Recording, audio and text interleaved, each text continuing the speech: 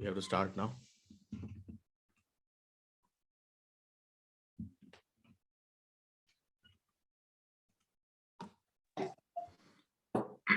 Hi, Anand. Hello, Kishore. Good to have you with us. Ladies and gentlemen, good afternoon to you, and a warm welcome to the first talk of this year's Industry Samurai Conference and Awards. It's a great privilege to have with us an eminent personality with us.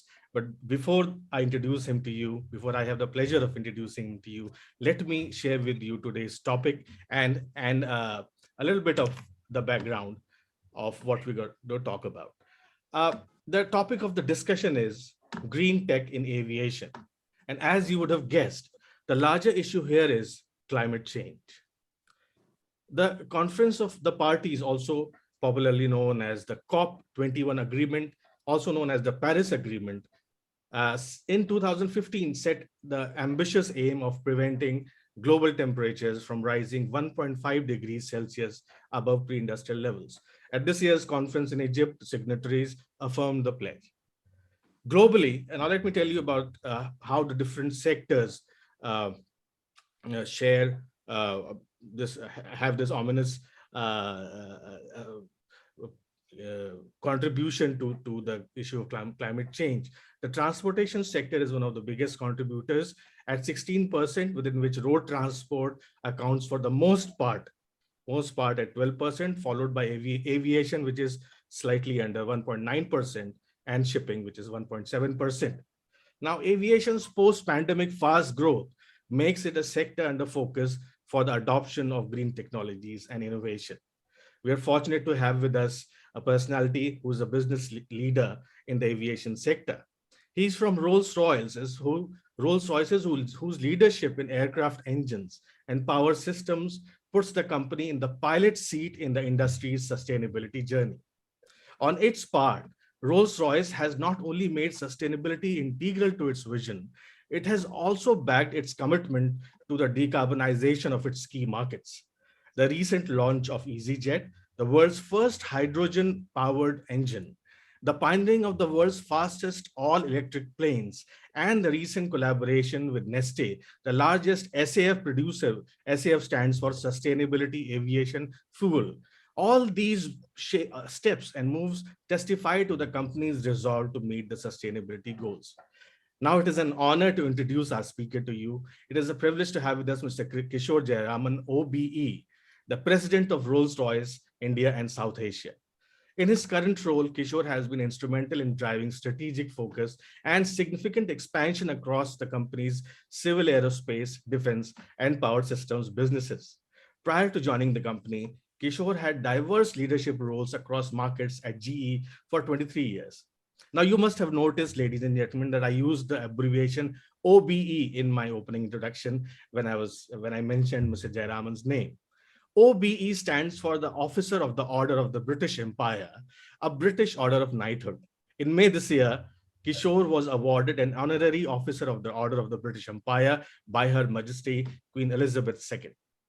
I must add here that the Order of the British Empire was established, and for those people who don't know, it's an interesting information. It was established by King George V in 1917, and it is bestowed for meritorious service in peace as well as for gallantry in wartime.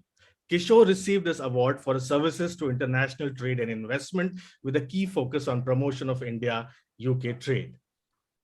Now, the first question to Kishore is about his perspective on the issue of climate change and that of his company. Over to you, Kishore.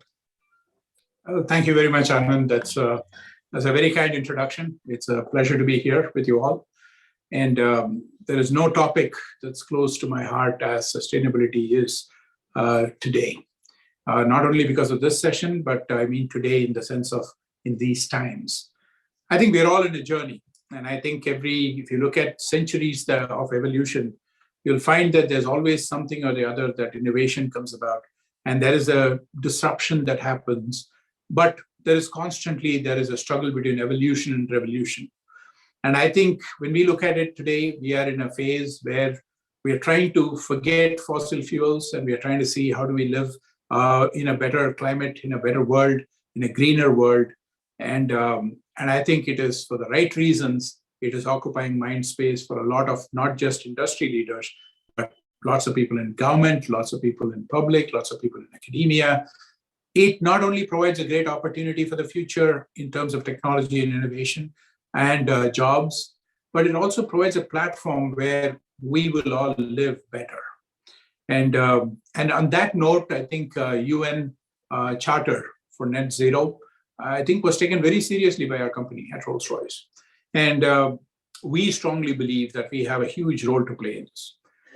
In terms of our role itself, it can be looked at as we have the existing products and services. We are in the process of creating new products and services for the future. And each and every one of these are going to have an impact on the environment. And how we manage that, how we go forward is going to matter to us as a company and as a company with a soul. And I think in that regard, when we looked at it, we said, look, we have to say all our existing products will be compatible by 2025 with alternate fuels. And all the new products that we are building today that we are going to introduce into the market will all be net zero compatible by 2030. It is a very large commitment, given the fact that an aircraft engine, if we start today and say, here's an idea, we want to build an engine, from that point in time to the time that engine flies will be about 10 years. So if we make a wrong decision today, 10 years later when that engine is flying, it'll show up. And if we make a decision that is not for the times of 10 years from today, and we don't go to the future 10 years from today and look back and then design the engine, we'll have an engine that is based on today and not 10 years down the road. So when we look at 10 years down the road, we see sustainability, we see the environment, we see climate change, very, very critical factors for humanity, and we will be a part of it. So we signed up to the UN Net Zero Charter. By 2050, all our products, all our services, everything that we do will be completely compatible with the Net Zero Charter. Now, when we said this, it is an intent. I think a lot of people around the world, a lot of companies around the world went in and gave this intent. And we did too. But we took the intent very seriously. And a lot of other companies have also done it. But in our own areas of aerospace and in power systems, we have made sure that we have an implementation plan to go forward. And that's why we looked at taking it as an evolution, not as an immediate disruption. There are disruption technologies there. But then we have evolutionary technologies like the alternate fuels. Our engines should be compatible on sustainable alternate fuels. And we will do that. We are already in the process of doing it. Very recently, you must have noticed that we had our engines compatible with hydrogen. We could sort of power our engines with hydrogen fuel. And this is not just hydrogen, this is green hydrogen. Right? And we have to start thinking everything. When we talk fuels, we've got to talk about green fuels. Because otherwise green power is not there. And if you use fossil fuels in order to sort of charge the batteries and then use the batteries to power, it still doesn't meet the purpose. We have to charge the batteries with green electricity, which means electricity generated by green sources, and then be able to convert that into a fuel source that from the starting point all the way to the delivery point will be green. And so that's what we are working on, and we continue to work on that. And we have partners around the world. This is not a journey where Rolls-Royce says we can do it all. We cannot do it all. We have an engine. And with that engine, we have to figure out who's going to be our ecosystem. We've got to have the fuel suppliers who need to generate these alternate fuels. We need to make sure there are consumers who around the world are going to say that we want to fly only with companies that are having sustainable products. We need to have a supply chain base that needs to be built out. We need to have our own people bought into it so that they can keep thinking innovatively. So it's a whole ecosystem that has to be developed. And when the whole ecosystem develops, I think we'll have a greener world into the future. That's our first starting point. But to develop these technologies, we can take years and years and years. Like I said, it takes 10 years to build an engine, or from idea all the way to a flying product. But it can all be done much faster. And it can be done using digital means much quicker, much efficiently, with less wastage. So that is also another critical thing. In order to enable us to attain sustainability much faster or stay with our plan, we have to use our digital resources. So using digital, we have to have methodologies with the ecosystem in order to create sustainability with our existing products. Then we have to disrupt. Now, how do we disrupt? Electrical. Tomorrow's aircraft can actually be all electric. And the key word here is tomorrow. Because today we have a need for aircrafts that need to fly with the fossil fuel, but we can make it much more efficient, much more reliable with alternate fuels. And as we continue in this journey, we continue to build the electrical aircraft. We've already shown that it can be built. We've shown that it can be flown. We have shown that it can actually achieve speed. Now we have to show distances. Now we have to show the next generation of making sure it's reliable and safe, etc., to carry passengers, which we will do that. But on a large scale, it takes some time. But on a smaller scale, the electrical vertical takeoff and landing, eVTOLs, these are already, we are in a phase where companies like Uber, they want to do air taxi service. There are many other companies like Uber, only one I remember at this particular point in time. Then we have a lot of partnerships that are evolving. Companies like Hyundai, right? Companies like Velocity, I believe. So there are many companies out there that are wanting to partner in order to create all electrical services for the public. And these are not, I'm not talking aircrafts, but I'm talking more like the helicopters. And I think that's also very imminent. It's in the very near future. So there are evolutionary products and services. There are revolutionary products and services. Combination of these two, 2050, the goal is to be completely sustainable. I'll stop there for a second, pause, and see if I've answered that question a little bit for you. Absolutely. Absolutely, Kishore. And that brings to mind so many follow-up questions. And the biggest question of the biggest of which is from our readers' point of view, Kishore. As you know, our the readers of the manufacturing magazine that we publish, they come from all the sectors in India, from metalworking, fabrication, right to machine components and automotive. Now, over here, as you know, in India, we have been hearing a lot about sustainability goals, about climate change, and obviously this country, for those who know, has been one of the worst affected in the world. And there is news that the coming year is also going to be not very good in terms of extreme weather events in India. For example, the coming heat wave.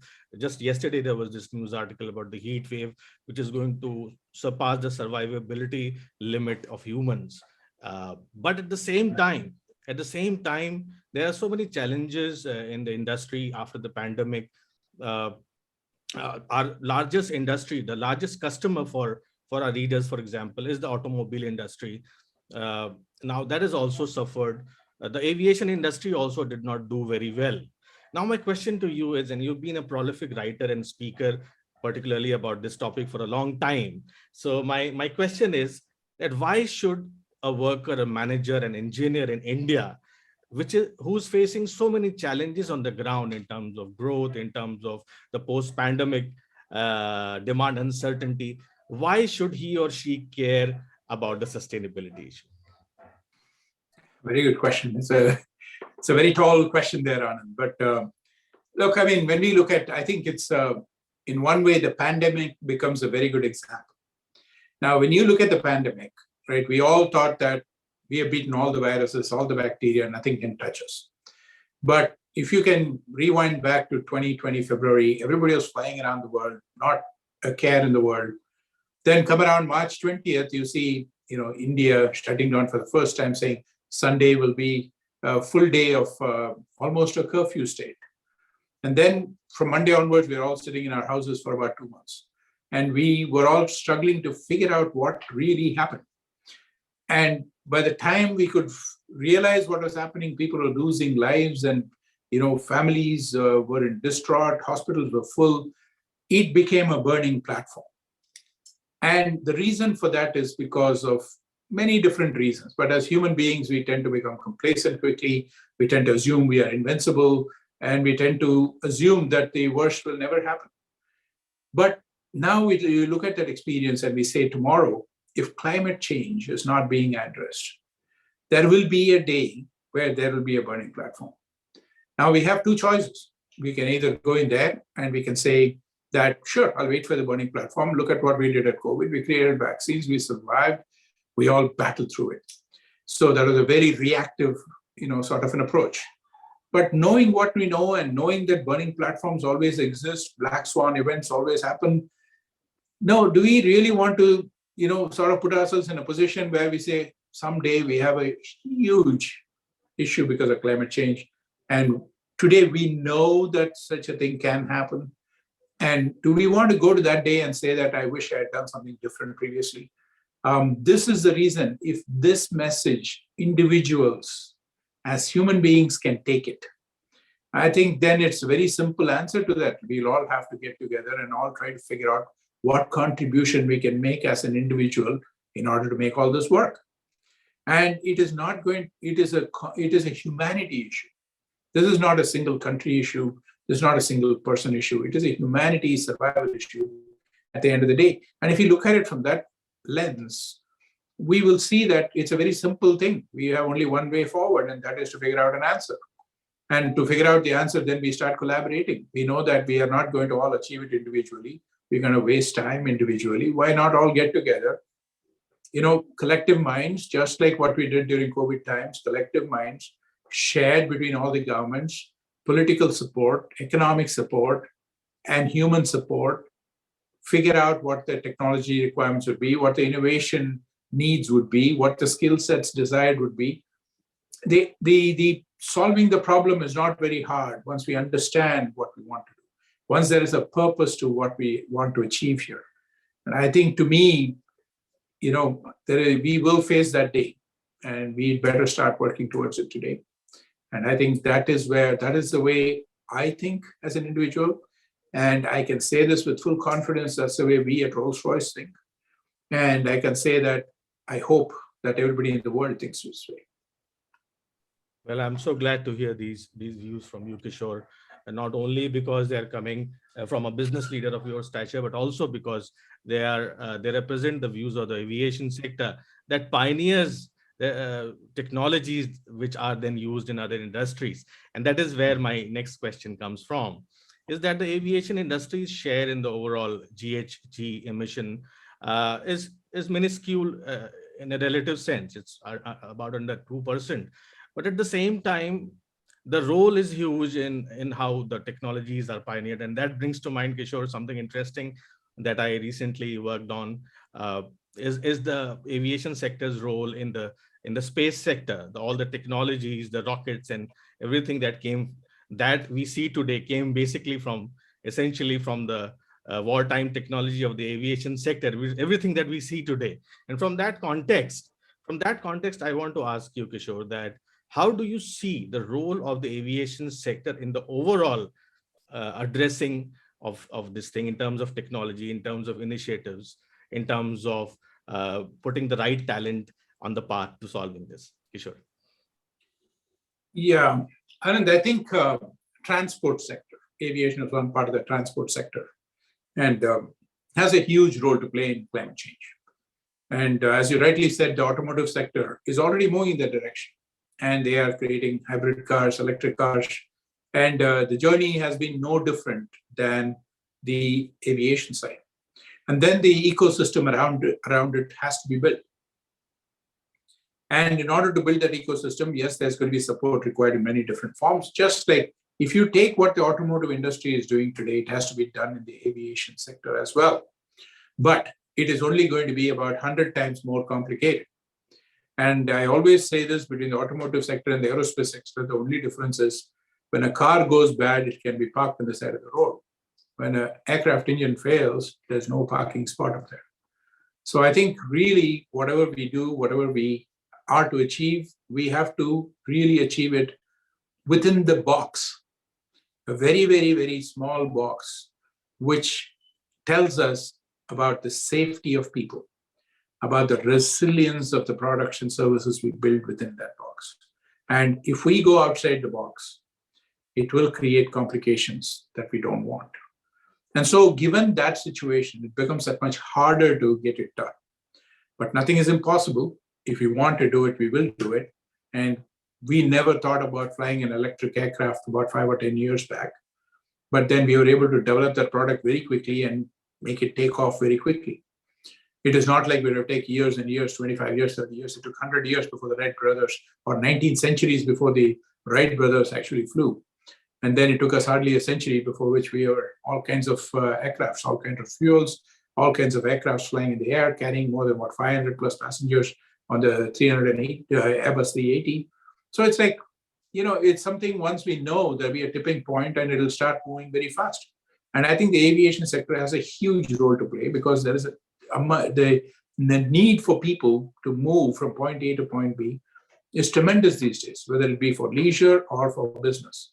And I think, in a world where time is very precious and people are seeing that they can use the time in much better ways than to spend it on going from point A to point B, aviation sector is here to stay. It'll be bigger aircrafts, faster aircrafts, different types of aircrafts, different types of transport. In that sector, obviously, we have to make sure that there's enough focus put in for sustainability and for products and services that will be greener. So to me, it is a sector that is of huge relevance. It is a sector of huge challenges, but it is a sector with humongous opportunities. It is going to provide opportunities in terms of employment, in terms of education, in terms of innovation, in terms of technology development. It is going to be, when we look at this whole thing 50 years from today, we're going to have a world that is going to be very different in the way we are able to bring complicated solutions, complex solutions that are carbon-free to the world. Wow. Wow, that's indeed very, very encouraging to hear, Kishore.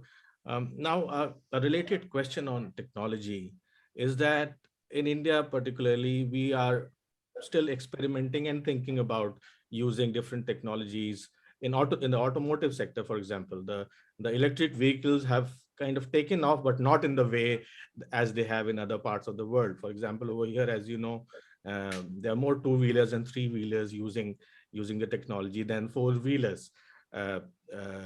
Now, when it comes to hydrogen-powered engines or cars, we are still way behind, of course, other countries like Japan, where they have really emphasized on this technology, mostly because this is a very capital-intensive technology to be used on the road. Now, that's the state of the automotive sector. Now, in aviation, Rolls-Royce has taken a leadership position in bringing these technologies to fruition. For example, the recent launch of EasyJet, which is the world's first hydrogen-powered aircraft.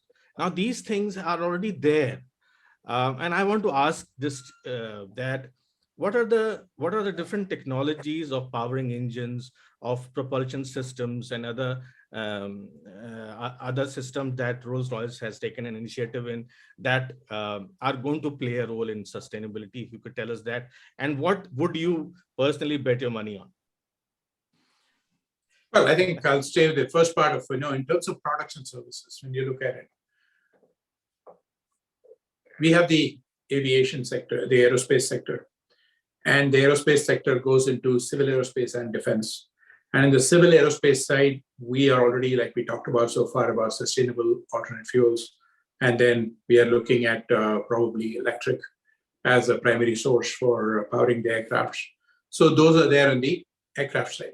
Now, when we look at the power generation side, then we would like to optimize the power. Now you have power generation capabilities, which goes between fossil fuels, right, coal-powered, gas-powered, and then you have renewables like solar, wind, and then you have battery, which can also be combined in with the power generation. Then all these are backed up by diesel generators.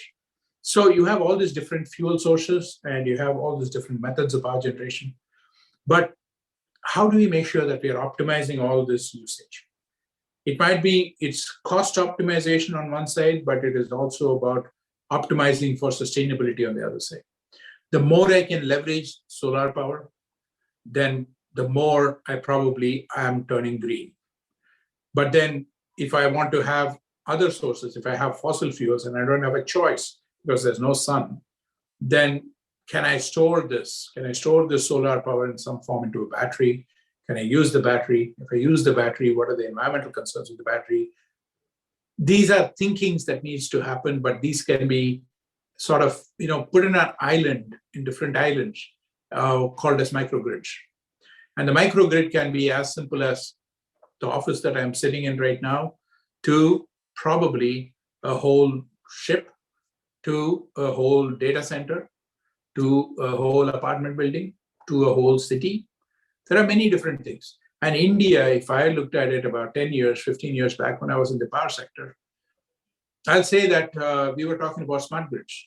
We still talk about smart grids. We have started implementing it. It was a visionary statement in those days. Smart grids, everybody was laughing about it, saying, oh, it may not happen, it will not happen. If you look at it in very different forms in 10 years down the road today, there are smart grids. We are talking about smart cities. We are talking about microgrids. We are having that capability everywhere. Rooftop solar is available. Batteries are available. Fossil fuel power is available. Diesel gensets are available. You bring all this together and you optimize it in order to make it very efficient. I think it's not a complicated story there. So you have the pieces already in India. And as much as we'd like to say that, and I love this because everybody complains that India is not doing enough. And I love that part because that tells me that we are not satisfied with what we have, which is a good thing. It is easy to become complacent and say that, look at all the things we're doing and how great we are. But instead of which, if we go about saying that, I look at them doing this, look at them doing this, as long as we don't take it to say that we are not good, but to say that we need to do more, it is a very nice spirit. And if you look at hybrid cars today, if you look at even taxi service in Delhi, I've seen all electric taxis, right? I mean, these are not concepts I even thought about 5 years back. Yes, the pace of change might be slower than what we want it to be, but the change is here, and the change is here to stay. And when it happens, as I say, tipping point is a fantastic phrase, or a couple of words there. It doesn't take much once it catches fire that everything turns electric. Today, everybody that I speak to when they buy a car automatically asks the car, should I buy an electric car or a hybrid car? Whether it be that they might get some subsidies in the form of taxes, or whether they feel that it is the right thing to do, doesn't matter. But the question is asked. That's a good starting point. When we look at renewable sources of energy, India is not far behind anybody else. Look at the amount of solar. I can only say that, or even 10 years, 12 years back, 2010, if I looked at solar power, I would have said it's impossible in India. It is impossible in India. The cost of manufacturing, the cost of importing, the cost of generation, it's never going to work. But today, I look at it, people only talk about solar power generation. New projects are all solar power. I don't see any other power generation plants coming up to it, right? Wind continues to rule. Now we are even talking about small modular reactors, right? The future is going to be about SMRs, and Rolls-Royce is in the space of SMRs. We are developing SMRs, and we are going to be big in that space in the future. And the reason for this is very simple. When we look at a world and we say that, what is the cleaner, greener means of generation of power or for propulsion? What is a cleaner, greener way of propulsion? Nuclear is going to be in that fit. It is going to be in that fit. And if we decide nuclear is going to be in the whole picture, in the whole scheme of things, why is it we won't start today? Why is it we won't put a plan together and we won't figure out what are the things that need to be done in order to make it happen by 2030 or 2035? So we are looking at microgrids. We are looking at SMRs. We are very big into electrical side of things. And the foundation for all this, for all our development work, for all our analysis work, for all our maintenance work will be digital. Right? So we need to have the right people. We need to have the right skills in order to execute that. We need to make sure that the platforms, what I mean by platforms are the products and services, we are clear about what we can do today, which is more of an adjacency from where we are to what we know we can achieve it, and then go ahead to achieve it. Right? I think it's going to be very imperative that we have a plan that brings it all together. Unless we have a plan, we can have an intent. And unless we have a plan and we measure to the plan, and then say, here are the things we would like to do, and this is the reason why we would like to do this, this is where we're going to go, it'll be very hard to keep track, measure, and implement it. We are in the implementation phase. We are beyond the intent phase. We are in the implementation phase. And we will continue to evolve through execution. Thanks, Kishore. That's another encouraging note. At the same time, the situation in the last 5 to 6 months has not been very encouraging from a global perspective. Now, as we know that we do not have right now the luxury of thinking very long term when we think of renewables and the right energy to go forward. Now, a lot of people have these questions in mind, and I think you're best placed to address them. Is that looking at the situation on, of course, everything is geopolitical nowadays, so we cannot escape that. But at the same time, I do understand that you will take a balanced view on this. Is that so we do not have that much window. Now, how do you see the situation? Because so far we had the luxury of kind of experimenting and setting targets where we would, but we do not have it right now. We not only have the climate change goals, we also have the fast changing, very rapidly situation in the world where you have to take your pick to go away from fossil fuels, for example. So in light of the recent geopolitical developments, without obviously pointing out specifics, how do you feel the climate change goals have changed, and where could it go from an aviation perspective, from a technology perspective, from a renewable energy perspective? I mean, well, these are two separate segments, right? One is geopolitics, which will continue to happen. And I think as long as there are certain things that go above geopolitics, because unless there is a state of war, the human interactions are never going to stop, and the need for human beings in terms of whether it be food items, whether it be relationships, networks, people, these are all not going to change. And even if geopolitics is there, it is through people, and it always comes out with a different outcome, sometimes good, sometimes bad. But what we all need to understand, regardless of what is happening around us, is the fact that we can postpone some things. We can take sustainability today and say that I cannot work on it today because of my burning platform. So during COVID times, maybe it took a little bit of a backseat. But it basically said, I got to create the vaccines. It's a worldwide, it's a pandemic. I got to sort this out. So everybody focused on that. So there can be a short period of time when things get interrupted. But I don't think you can eventually, say that it's not going to come back at all. It is going to have ups and downs a little bit. It is going to be mixed up with many different things. And it is going to have some deviations from as thought out strategies and plans, but that is life. And I think that is how it is going to be, and that is how it will be. And at the end of the day, sustainability, for it to hold together, cannot be just a dream. And sustainability cannot be something that is seen as a nice thing to do. I think it has to be a necessary thing to do. And for companies, it should be a profitable option. The products and services that are developed in order to meet the greener goals of tomorrow definitely have to be profitable. And if they are profitable and they meet the right price point for consumers, then the consumers would love it because it's a better product at an acceptable price point. So I think these are the different parameters that have to go in, but those are all parameters or variables that go in there. But if the whole idea is to say that it is necessary, we have to do it, I cannot see how anything else will stand in the way. And the goals are not very aggressive. I think it's very realistic goals that's being set.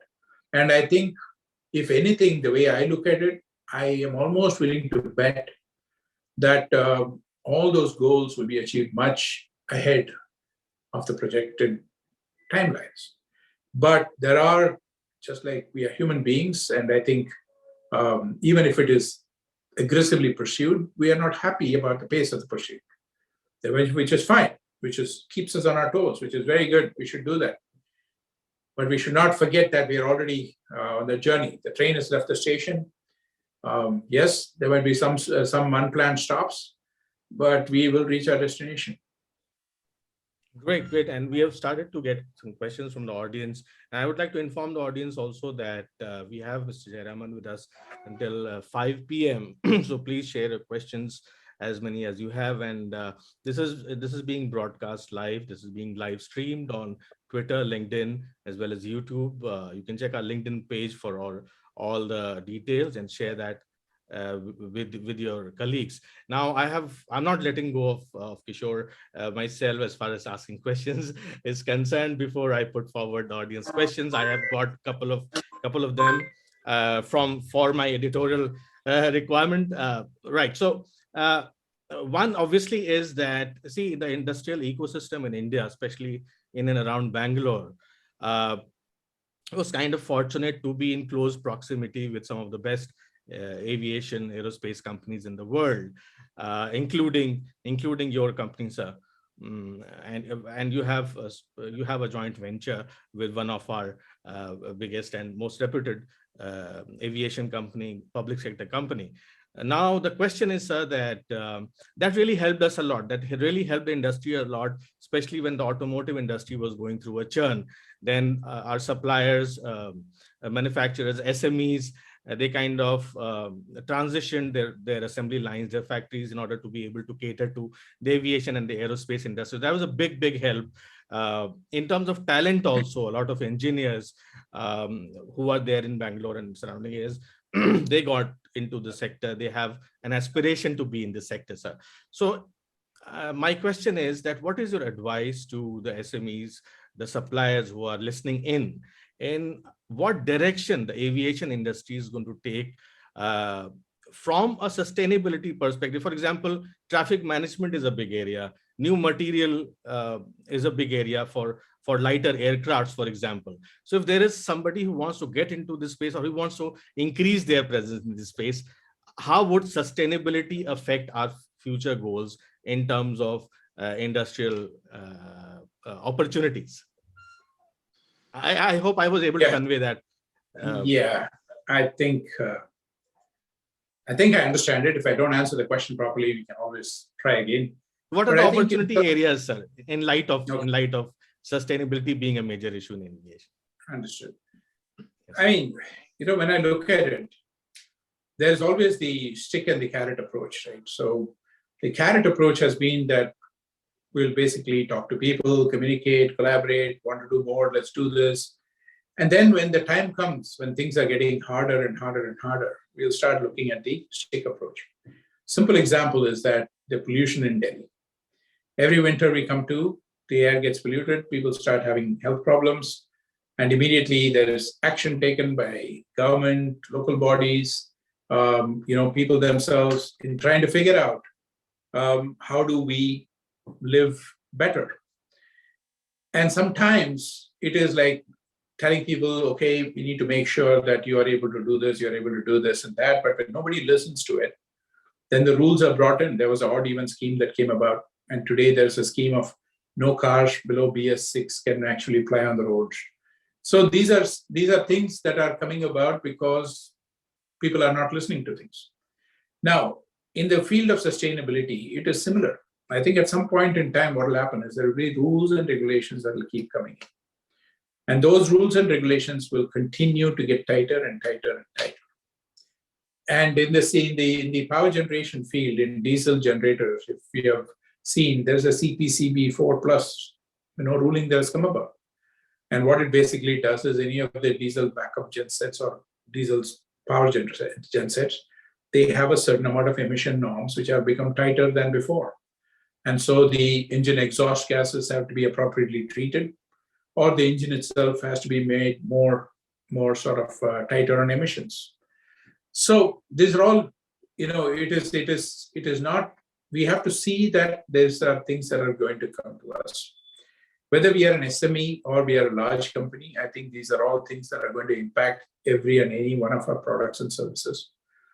the quicker we are able to see how it can impact our own little worlds and find a way to mitigate that risk. And the answer always in our minds is, it will not hit me. But I believe that it will hit every one of us in some form or other who is in the industry. And we have to be prepared for it. I mean, it's a very broad question. So if you go from aerospace to automotive, you can't say how it is going to affect who. But all I can say is it's going to affect everyone.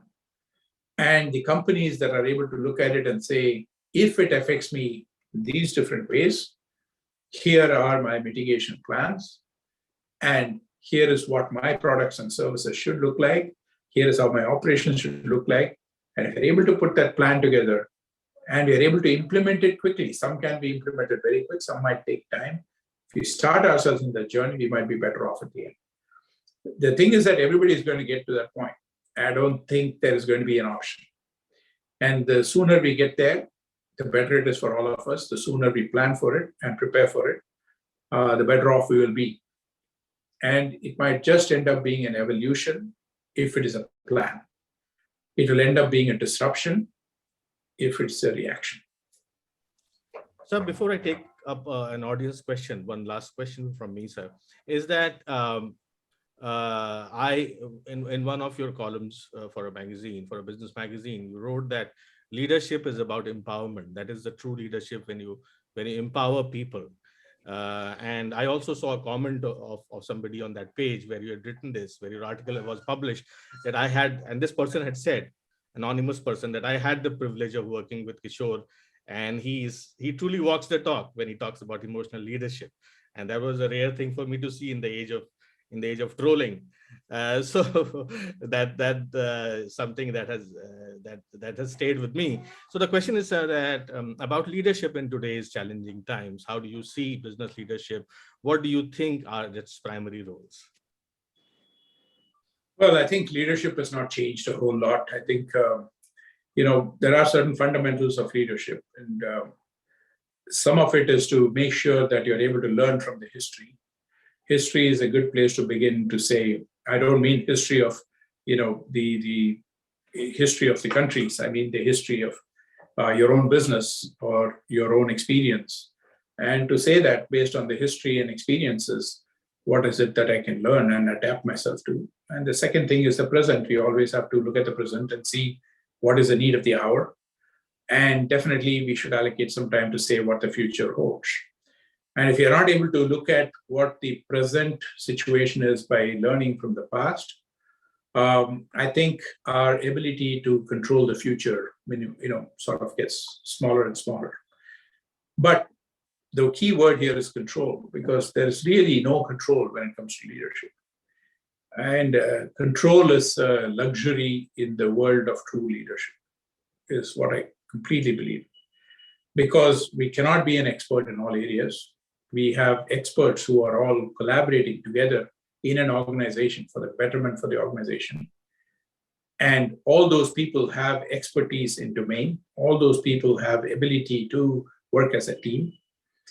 The role of a leader is to be the catalyst that helps increase the pace. And if you're able to think in those terms, I think it becomes a very easy journey.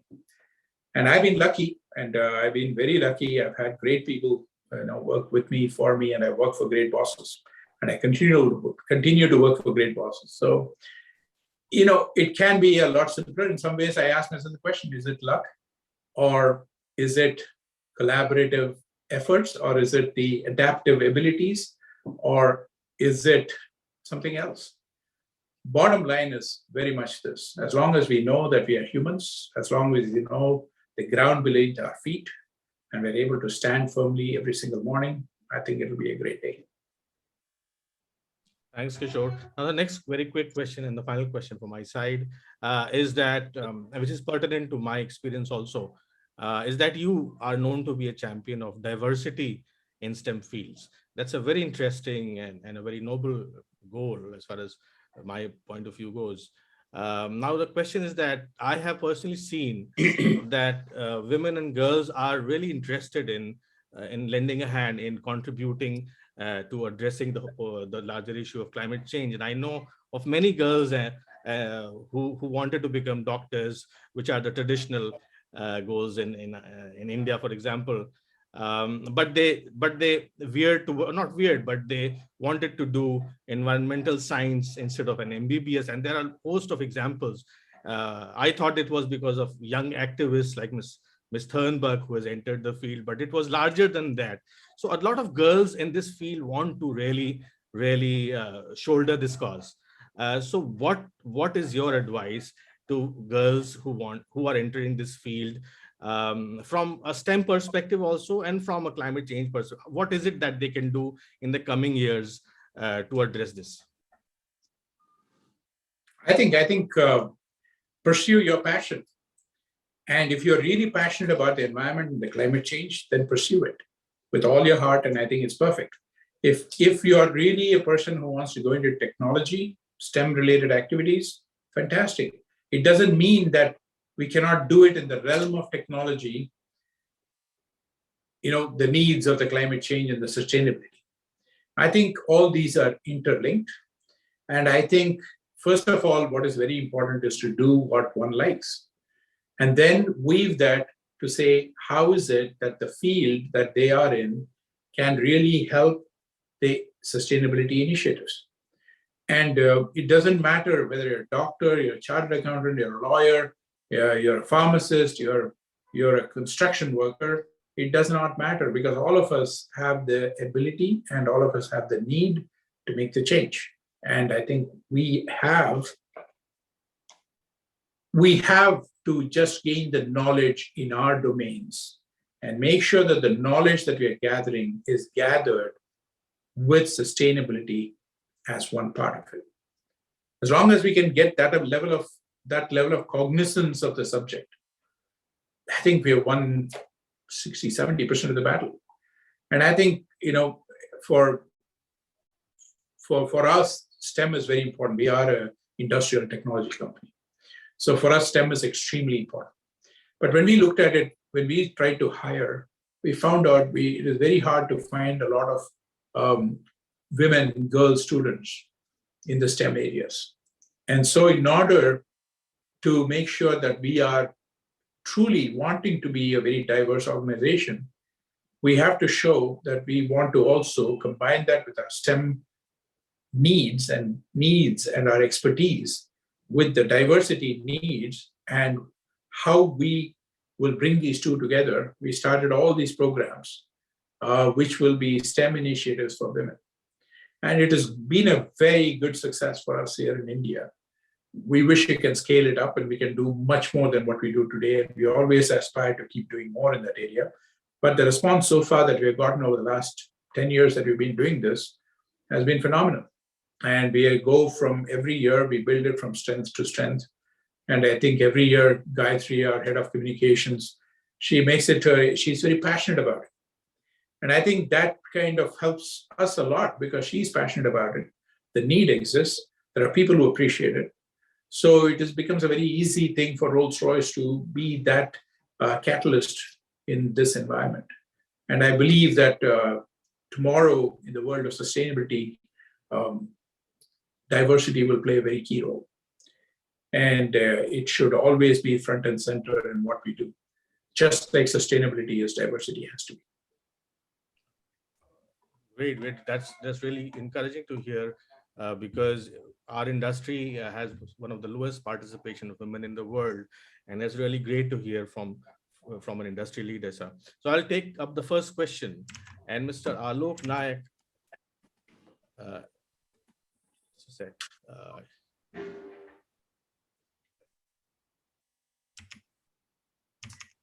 So his question, from what I remember, I just saw it flashing on the screen. His question was, sir, that the electrification of planes, would it make sense from a commercial perspective? This was in just what his question was. Yeah. Eventually, it has to make sense. Okay. Let's put it this way. If you really want to make a difference in climate change and sustainability, it has to make sense. And I can say this with full confidence, it will make sense. Because if it doesn't make sense, there will be an alternate mechanism. Today, using fossil fuels, having the level of emissions that we have today, will change. It will start by reducing. It will start by more and more awareness. It will start by more and more technology. It will start by more and more innovations, but it will change. And yes, electric planes will be in the air. The question is when and where. Because the when can be something you can say, okay, I'll do it in 50 years, or you can say in 5 years. But as success happens, just like our first flight happened, I think it's going to build on that success. There's going to be many more successes. Each and every success will move it forward to the point eventually we'll have one of these aircrafts flying people around the world. And the eVTOL is a classic example of what will come into the market very quickly. And when the eVTOL comes into the market, then that will have spin-offs from it. And that will actually build more and more and more. So I think, yes, that's a question. No, to answer your question. Thank you, Kishore. Yes, this is a very exciting topic, and I got hold of the question, and this had an interesting part, which I see if you would want to address. He gives a scenario wherein, say, if there is 70% adoption of electrification in aviation, then the cost for jet fuel will decrease by a large margin, which would once again pull air carriers to consider fossil fuel over electrification. So, is this a leap of imagination, or do you see this happening because of electrification? Oh, it'll happen. It'll definitely happen. When the demand goes down and the supply exists, the prices have to come down. But the question is, if we are doing electrification for pure price considerations, then what you're saying there is true. But if we are doing electrification for a much higher purpose, then it doesn't matter at that point, because it's not about price. It's not a cost game. It is about survival. It's about humanity. It's very different. Awesome. Now, Ms. Khushbu Singh asks, and this is about startups, is that how do you see the future of startups in sustainability in aviation in the future? Well, I look at crowds, the classic example I like to use here is crowdsourcing. I think startups are great in that point, that the ideas of individuals are expressed very quickly because they are in control of their ideas and they build something based on their ideas, which in the framework of a larger organization comes with its own challenges. But in a startup, those large organization challenges are taken away. And so it brings the products and services and the ideas to market faster. And as these are brought to market faster, it enables the larger organizations in whatever their larger goals are to absorb all this, build on it, and be able to serve the needs much faster. And we see that happening everywhere, right? There are many, many, many small startups that happen, and they're all bought over by the big companies.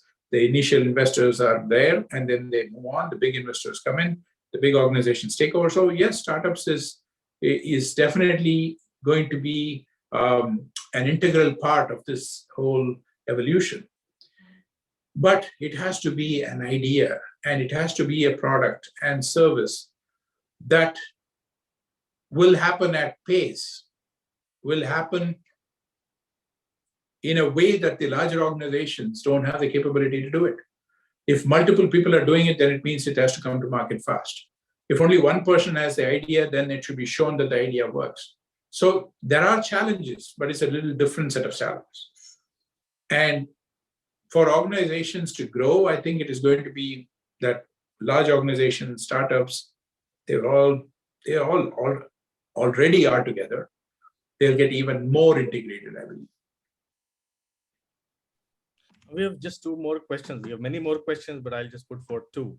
Now, Mr. Akash says that there is R&D budget, there is a CSR budget. Should there also be a budget for corporates to achieve sustainability? I think CSR already addresses that, but I think is asking overall from a policy perspective, from a government support perspective.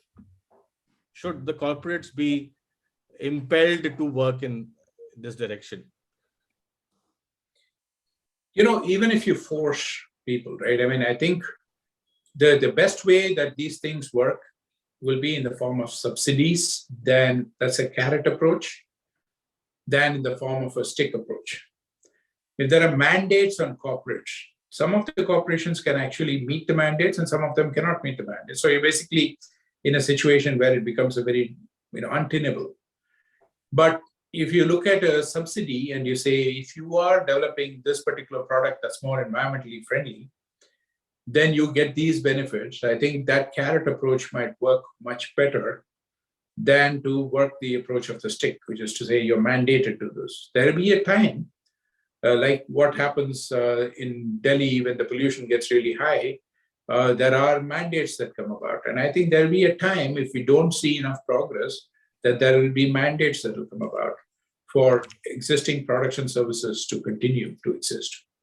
So I hope that we will start off with a carrot, and I hope we never have to get to the sticks.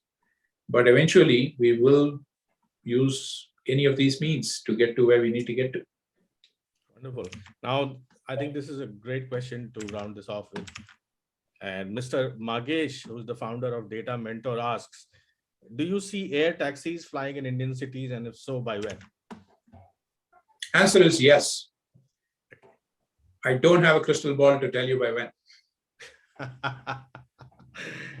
Awesome, sir. Thank you. Thank you so much for this riveting discussion and deep insights that are going to help us all, not only this year, but going forward. It's an awesome start to our conference. Thank you so much for your valued time, sir. We really appreciate it. Thank you very much. It's a pleasure to be here. Thanks a lot. Thank you, sir. Thank you, sir.